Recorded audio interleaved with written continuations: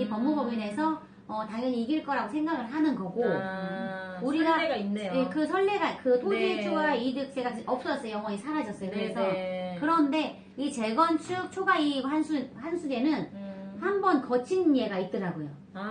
거쳤어요? 네. 그게 한남 뉴타운이 개국 이래 한 번도 없는 걸로 저는 알고 그래서 있었는데 5곳이 있는데 그 중에 3곳은 냈고 냈어도 미미한 거야. 그러니까 냈는데 그 용산구청이죠. 그러니까 그랬는데 행정소송을 한 거예요. 그래서 아마 지금 항고 중이라 하더라고. 근데 2곳은 안 내고 있어요. 끝까지 버티고 있는 거예요? 그래가지고 일단 내면 소송이 안 돼요. 냈으면 이제 낙장 불입이야. 아니죠. 그렇죠. 절대. 안 주기 때문에 일단 안 내고 소송을 해야죠. 내고 나서 소송을 하려면 안 내겠죠. 그렇죠. 앞뒤가 그렇잖아요. 그런 예가 있기 때문에 추진까지는 안 했나 봐요. 여기까지 그러고 그래서 이제 그거를 항고를 하니까. 항고하니까. 그래서 이제 하는 거야. 그래서 그때 이제 이 초토세는 토초세는 그 1990 초토화돼. 이 시장이 갑자기 시장이 초토화됐어요, 여러분. 그래갖고 지금 오죽하면 그래 재건축도 그럼 다 싫어. 나 너무 신경 쓰여. 그냥 새집 살게. 그렇죠. 그래서 지금 또 대림 리버파크가 26억을 찍었습니다. 26억까지 거래를 해버렸어요. 한강 조망 안 된 애들 22억 하던 것들이 26억으로. 26억 거래됐고 조금 조용하니까 25억까지 거래됐는데 이럴수록 사람들이 너무 시장이 정책이 혼란스럽고 시장도 그렇고 그러다 보니까 차라리 그냥 다 팔고 하나 똘똘한 거 살게. 그렇죠. 강남에 그냥 새집 하나 살게. 그게 강남이잖아. 그냥 청담동에 뭐 그냥 제대로 된 거 하나 살게 이렇게 돼버리는 거죠. 그렇죠. 강남을 항상 강남을 잡자고 하는데 강남은 계속 피해 나가는 거예요. 그러면 예를 들어서 3주구 같은 경우만 지금 이제 못 피했잖아요. 그럼 방법을 또 달리하지. 그렇죠. 방법을 아까 없는 게 아니잖아요. 신은여사가 말씀하신 대로 그러면 이제 그 초호화를 해서 당시 예를 들어서 우리가 이제 그 제초안의 그 기산일이 조합 조합 추진위원회 설립일부터 시작하는 거잖아요. 그럼 입주 시점이잖아요. 그러면 비용을 초과 이익이 안 나게끔 그냥 다들 비용을 다 거기다 해. 심지어 막 층마다 엘리베이터를 넣어. 그냥 혼자 쓰는 엘리베이터. 이제 하다 보면 어떤 현상이 나타나냐면 일단은 초과 이익은 없어요. 나중에 이제 이게 어마무시한 가격이 될 거 아니에요. 그렇죠. 그러니까 그 돈 있는 사람은 어쨌든 이리 피해가고 저리 피해갈 수 있어요. 근데 더 중요한 거는 해당 사항이 별로 없어. 그러니까요. 그러니까 최근에 강남 재건축 강남 아파트 값이 폭등을 했지 않습니까? 근데 이런 시점에서 보면 주변에 아파트, 새 아파트 지어지면서 옆에 아파트, 재건축하고 아무 상관없는 계단식 아파트들, 20년 조금 넘은 아파트들도 다 끌어올렸단 말이죠. 근데 조금 전에 말씀하신 대로 이렇게 비용을 많이 들인 초호화 재건축을 했을 때 지금 이미 똘똘한 한 채를 산다고 그러면서 새 아파트를 사면서 새 아파트 가격을 올려놨잖아요. 계속 올라간다는 건 재건축했을 때 이 아파트는 새 거에다가 초호화로 재건축을 했단 말이죠. 그럼 가치가 이 기존의 새 아파트 그 이상을 뛰어넘을 거란 말이죠. 이러기 때문에 결국에는 금액을 지금 낮추려고 금액을 이제 오르는 폭등폭을 이제 제한시키려고 하는 이 정책 자체가 약발이 전혀 어디에도 여기 이 강남권에는 해당 사항이 없어요. 그러니까 도대체 이 정책이 어떤 누구를 타겟으로 하는 정책이냐 그냥 정책을 남발하면 안 돼요. 그렇죠. 공급이 없다 그래서 수요만 아예 줄이면 되겠다라고 이제 생각을 해서 수요를 줄이는 차원에서만 하신 것 같은데 우리 31천하님이 질문하셨습니다. 강남 집값이 다른 지역과 연동이 되어 있나요? 있습니다. 그렇죠. 있다고 말씀드릴 수 있어요. 확실하게. 왜냐면 제가 최근에 이제 우리 애청자님들, 이렇게 애독자님들 상담 오시면 어떻게 설명을 해드리냐면 방금 전에 말씀드렸듯이 강남이 지금 쏘아올린 그 재건축, 이 강남이 쏘아올린 이 재건축이랑 공이 가격을 이제 끌어올렸잖아요. 그러면서 그 기존에 있는 뭐 재건축 아파트 상관없는 아파트들 끌어올렸고 그 다음에 역에서 멀거나 아니면 주상 복합이거나 이런 아파트들로 강남에 있는 모든 아파트들이 다 폭등을 했어요. 그러면서 그 불길이 번져서 서초동, 방배동도 만약에 반포가 예전에 11억에 했을 때 방배동이 9억이었거든요. 2억 차이가 났어요. 근데 최근에 반포가 일반 재건축 아파트가 아닌 아파트들이 16억을 찍었단 말이죠. 16억을 찍었는데 방배동 아파트가 12억이에요. 말이 안 되잖아요. 그래서 강남에 있는 그 방배동에 있는 아파트가 2억을 또 단숨에 치고 올랐어요. 그러면서 이제 폭을 줄이는 거죠. 이러면서 그 다음에 이 투자자들이 어디로 갔냐? 목동으로 또 가지 않았습니까? 예. 그래서 목동에도 똑같은 현상이 벌어지는 거예요. 신축가지 아파트가 얼마? 그러면 구시가지 아파트들의 중소형 단지가 또 얼마?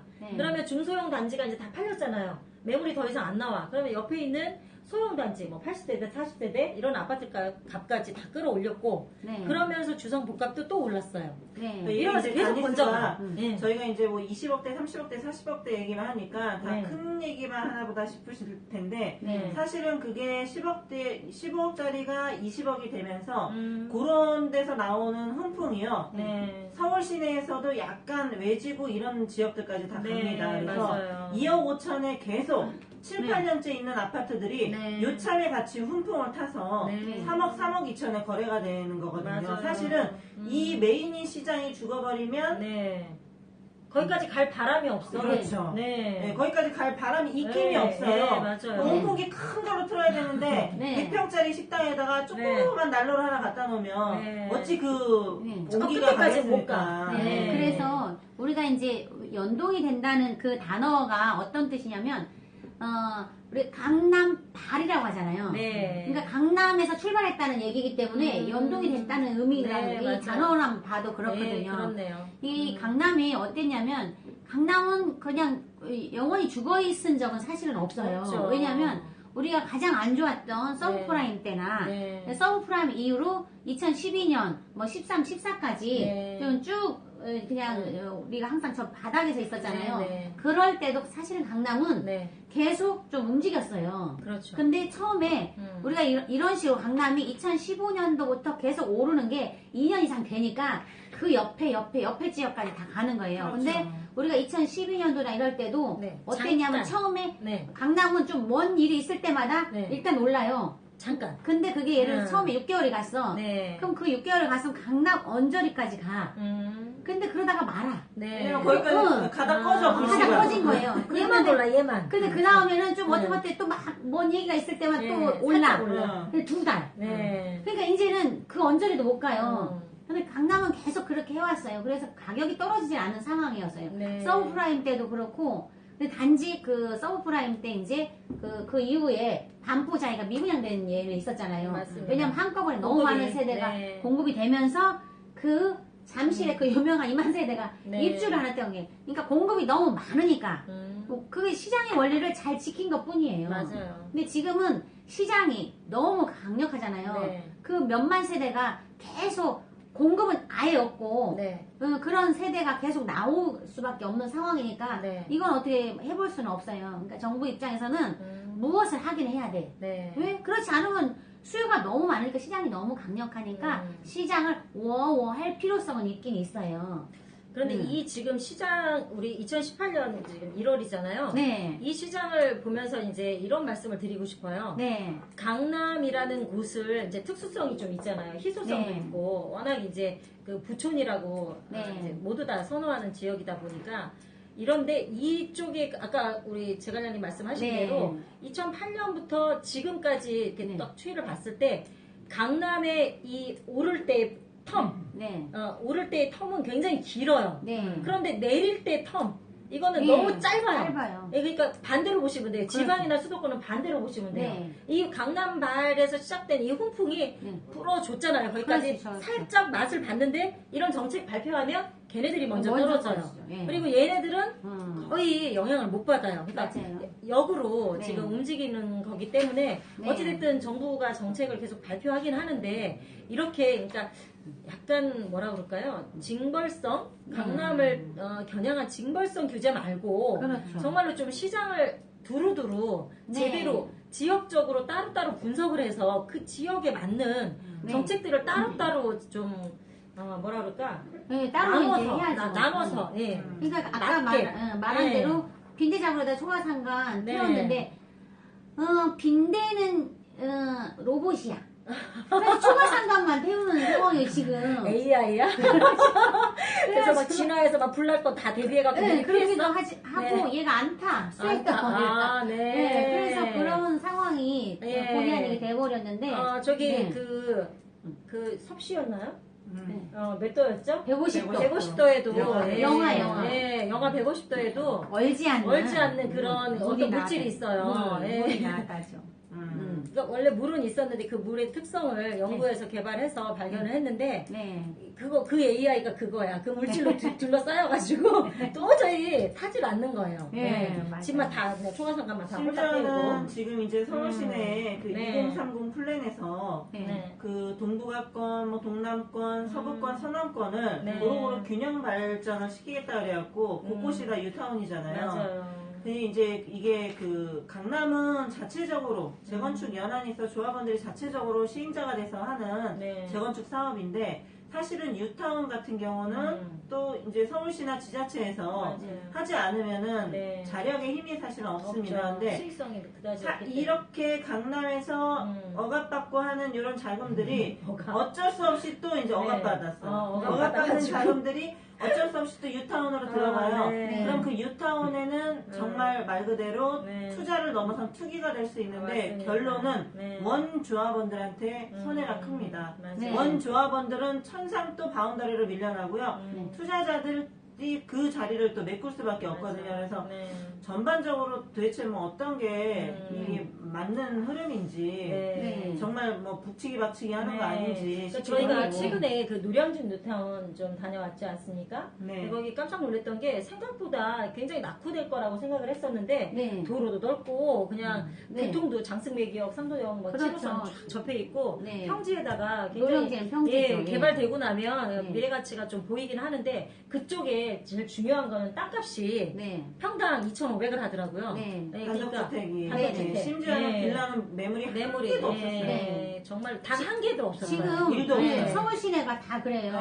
지금 우리 이제 저기 3일천하님이 강남에서 움직이면 얼마 있다 변두리까지 갈까요 하셨는데 우리가 이제 예를 들어서 그 과거를 이제 유추해 보자면 우리가 2007년도에 이제 서브프라임이 나기 바로 직전에 2006년 4분기 때가 강남에서 가장 꼭지점을 찍었을 때예요. 근데 막 난리가 이제 2002년부터 쭈르륵 와가지고 2006년도 마지막에 4분기에 꼭지점을 찍고 바로 2007년에 서브프라임이 났는데 일반 우리 사람들이 2007년도에 서브프라임이 난지를 몰라요. 몰랐고 그래서 2008년 3분기 때 강북 이런 거 특히 올랐죠. 이제 동작구도 2008년 3분기 때 꼭지점을 찍었어요.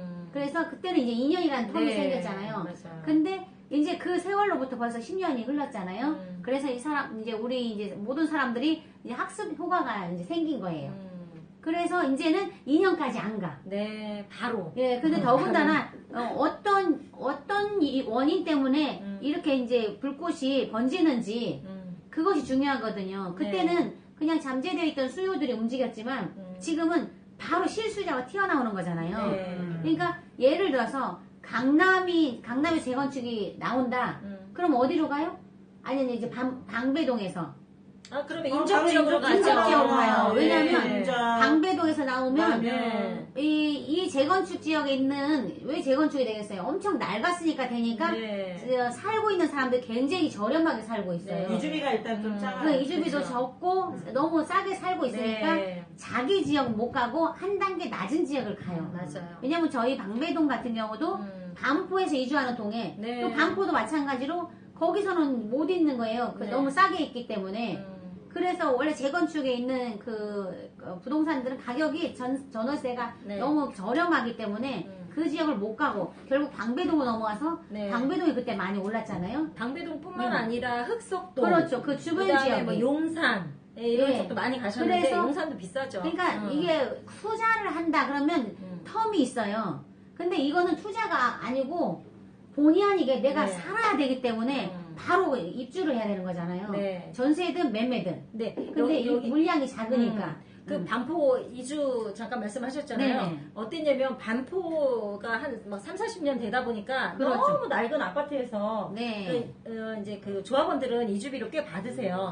받는데 너무 오랜 아파트에서 막 녹물 나오고 이제 너무 지겨웠어. 그래서 어디로 가셨냐면 흑석동이나 뭐 신대방이나 이런 새 아파트. 나도 좀 한 3, 4년 동안 새 아파트 좀 살아보자. 그렇죠. 이래서 그쪽으로 굉장히 많이 가셨어요. 돈에 딱 맞게 해서.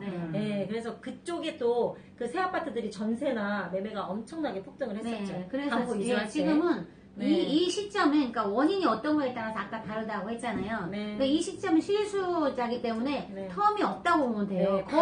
거의 막 동시에 했어요. 하고 있죠. 근데 그렇지 않은 경우가 어떤 경우냐면 그러니까 그냥 투자나 지금쯤 이제 조금 없어서 공급은 없고 그 노무현 대통령 정부 때 그때는 그냥 잠재되어 있는 수요가 나오는 거기 때문에 그때하고는 좀 다르죠. 그때는 텀이 있었고 지금은 실수요자이기 때문에 텀을 둘 수가 없어 본인들이 그런 상황이라서. 그런데 이미 이게 너무 우리가 강남만 이주가 있던 게 아니잖아요. 전국적으로 거의 다 있었어요. 그래서 지금 전국적으로 다 똑같이 오른 건데 그러면 지금 정부가 그거를 보고 이런 정책 저런 정책을 써도 안 먹히니까 초강력 핵폭탄급 무엇을 써도 그러면 그거 영향을 받는 건 어디예요?